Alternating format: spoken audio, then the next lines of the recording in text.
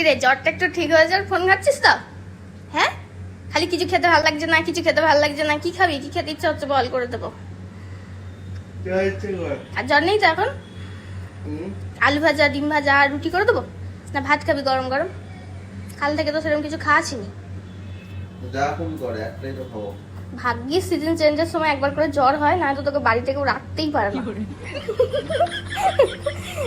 করছিস কি, বাড়িতে থাকিস তুই? কালকের দিনটা তো ছিলিস, আজকে বেরোবি তো? জ্বরটা তো ছেড়ে গেছে এখন। হ্যাঁ,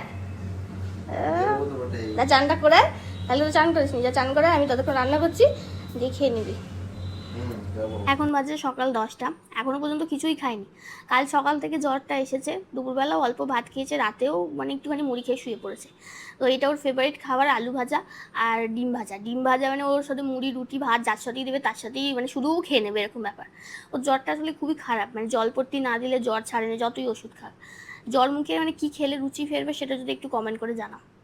কাজ দেখছিস বসে বসে, হয়ে গেছে, খেয়ে নে। আমি এত খাবো না, আমি তোর জন্য আনিনি তো, যার জন্য করেছি সে খাবে।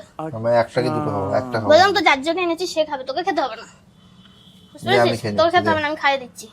তুই খেলে তাহলে আর একটার বেশি উঠবেই না, বুঝতে পেরেছিস? আমি খেয়ে নিচ্ছি, দে না। তখন কে ফোন করেছিল রে তোকে? সবকটা তোর ফেভারিট, আলু ভাজা, ডিম ভাজা, বুঝতে পেরেছিস?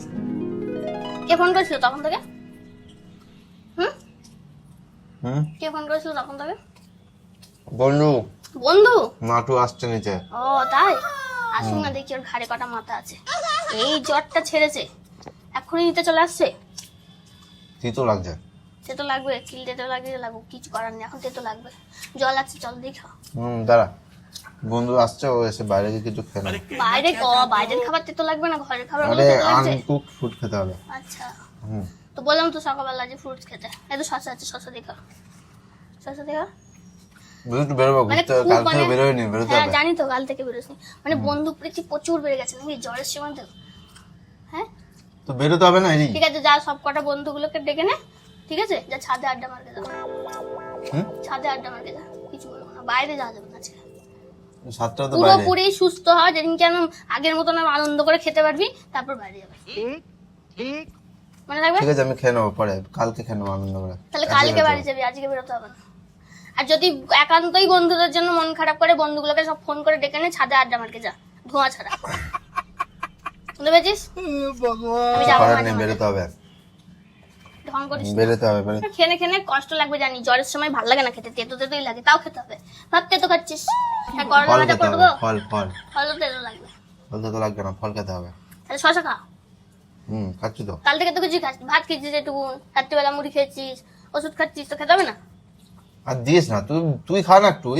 আমি তো কালকে তোমার ভাতগুলো খেয়েছি সকালবেলা। তুই খেয়ে নে, আমি খাবো না। রাত্রিবেলা ভাত খেলি না, ও ভাতগুলো তো আমি খেলাম সকালবেলা। আমি বেরোবো, বাইরে বেরিয়ে কিছু একটা ফুটি মুটি খেয়ে নেবো। ফুটি খেয়ে নেবে মানে শরীর প্রচুর স্ট্রং হয়ে যাবে নাকি ফুটি খেলে? বিশাল ফোন করেছিল, ফোন করে আসবে বলে চিনতে দে।